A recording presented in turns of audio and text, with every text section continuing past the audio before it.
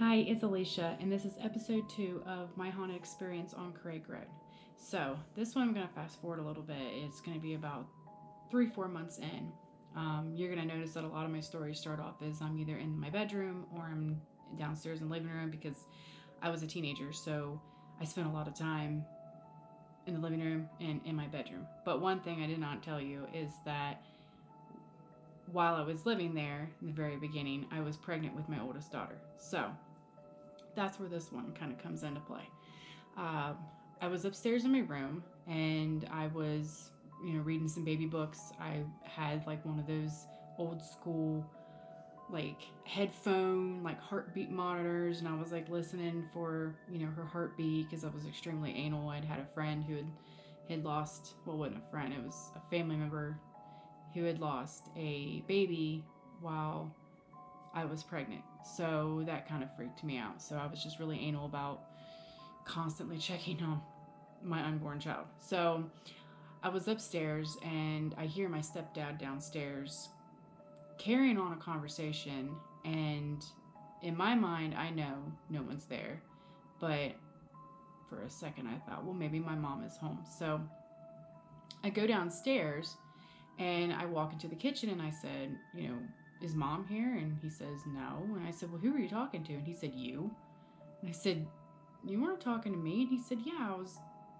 I was telling you about. I can't exactly remember the conversation now, but I think it had something to do with my oldest daughter, and about how that's what it was. Yeah, about how they had found this like thing at the antique mall, and that if I think I would like it, whatever. And I said, you weren't having a conversation with me. And he swears up and down that he was having a conversation with me.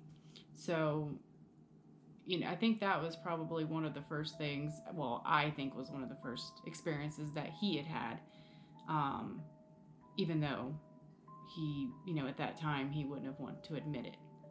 Um, so, it was probably, I don't know the time frame after that incident. It was, I want to say maybe, you know, a couple weeks after, maybe it was a month after. I'm not exactly sure, but I was downstairs in the living room, and again, I hear footsteps, and it sounds like it walked from, like, we called it like a mud room. It was basically like a back door entrance, like a room that, you can like hang your coats and your shoes, whatever. And it sounded like it went from there into the kitchen.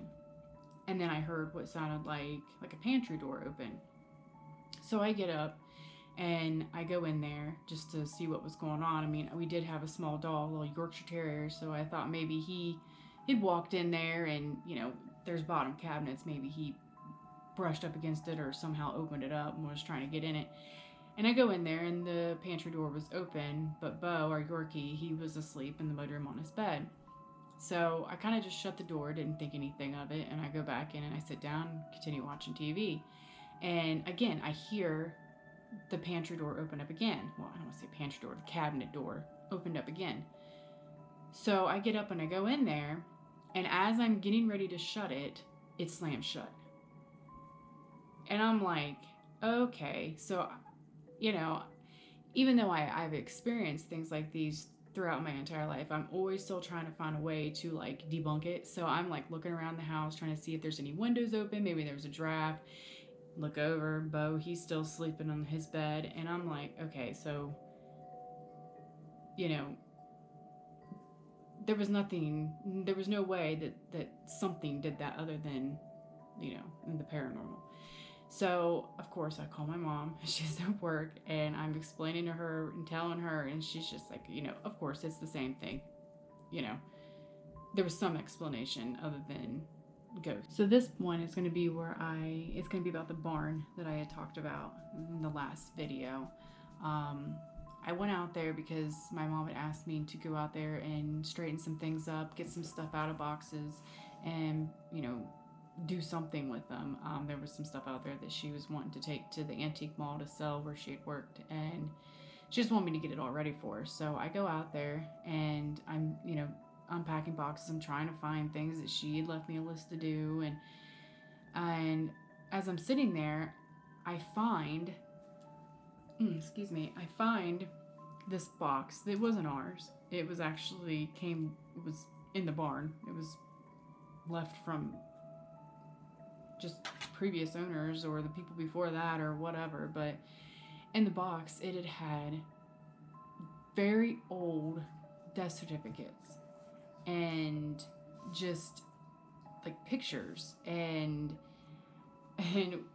I don't know if a lot of you guys, you may not know this, but back in the day when someone would pass away, a lot of times they didn't have like a big huge funeral in a funeral home like they do now. They would actually have like a ceremony at their house, and they would take pictures of the deceased. And to me, that was just, I don't know, it's just kind of creepy. But what was even more creepier is that the pictures of these people that were dead was in my house, and it wasn't just like one or two, like it was quite a few. And then to come to find out, I started learning about the history of the house. The original house was built in 18, I tell you what, I really can't remember the exact date now. I want to say it was built in like 1895, and it burnt down in 1899. And the Craig family, which is the name Craig is, the road that we lived on, Craig Road, but it was also the people who was the first ones to live on that road, so that's why the road is named after them. So we lived in the Craig estate, and so some of the Craig family members had passed away in that fire. And then in 1900, they had rebuilt the house that I was currently living in. So then I started realizing that over the years, that there was a lot of people who passed away in that home between the Craig family and other relatives of the Craigs. And, I'm talking about people who passed away from tuberculosis. They passed away from measles. There was just, there was 2 children that had passed away. The mother had passed away. The father had passed away. The grandfather, the great-grandfather, the grandmother. It was just a whole lot of people died in this house. And I'm sitting there and I'm reading all of this and I'm getting even more freaked out, because when you don't know the history of the house, it's kind of like, okay, what if, you don't really know. But when all of it's laying right there in front of you and you're reading and you're seeing actual pictures of dead people in your house, it's just, I don't even have a word for it. It made me that much more paranoid. Let's put it that way. So my mom gets home later that evening and I have all this stuff laid out and I'm showing her. And she's just like, this is just what they did. This is what they did back in the day, This is their way to pay their respects, And I'm like, I don't care. I understand that's what they did, but I'm trying to tell you, look how many people have died in this house. You mean to tell me that you don't think that there's ghosts in this house? And she says, well, that doesn't necessarily mean anything. I mean, people can die. Look at hospitals or nursing homes, whatever. There's a lot of people. Yeah, and those places are probably, I know they're haunted. I mean, come on. But, and then I try to explain to her, spirits, especially ones who have lived somewhere and died there, that was their home. That is still what they think is their home. Like, they're not just gonna up and leave, I mean, I don't know exactly how all that works. I understand there's the whole unfinished business and them staying or whatever, but especially children who died young or a family member that died young, like, they very well may have some unfinished business and they don't want to leave their house. So now you have other people living in it and they're upset, just like in my current house. We would do things to this house and we would go to make it our own. And at first stuff didn't happen. And I mean, we lived here for, I don't know, 6 years. 6 years before stuff even started happening. But, it's like I've been told, it's not this house, it's me. These spirits are attached to me. So, I don't know. But trying to get through to her and explain to her what was hard. So my stepdad comes home and I show him, and he was pretty weirded out about it just as much as I was. And that's when he came and he had told me, I've been hearing some things, or I've seen some things. And he's like, I don't say anything to your mom because, she's just it's gonna go in one ear and out the other, because she don't see anything, she don't hear anything. So to her, that doesn't mean anything's happening, you know? And so then at that point, that's when I was like, you know what? Like, thank God. Like, I'm not crazy. It's not just me. This was about probably a couple weeks after I had found all this stuff in the barn. And I went to the library, and like I had tried to find even more history on the house, and I really wasn't having any success with that. It was almost like a lot of things had just been deleted. And so then I had took it upon myself to try to get a hold of the family or the couple that lived in the house before us. They were an elderly couple, and I had ended up getting a hold of the the elderly lady that had lived there, and she had let me know that her husband had just passed away, and that they did also experience some frightening things in the house.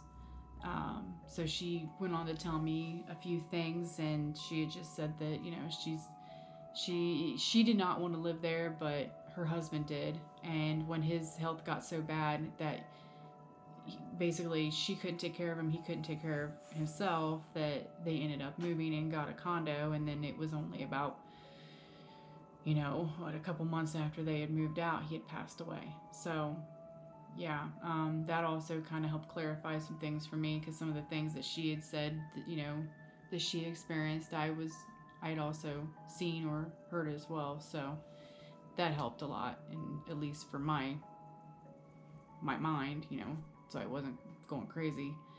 But um, I was laying in bed one night, and again, it's footsteps. I always heard footsteps in that house. It didn't matter what time of day it was, I always heard footsteps, but I heard the footsteps.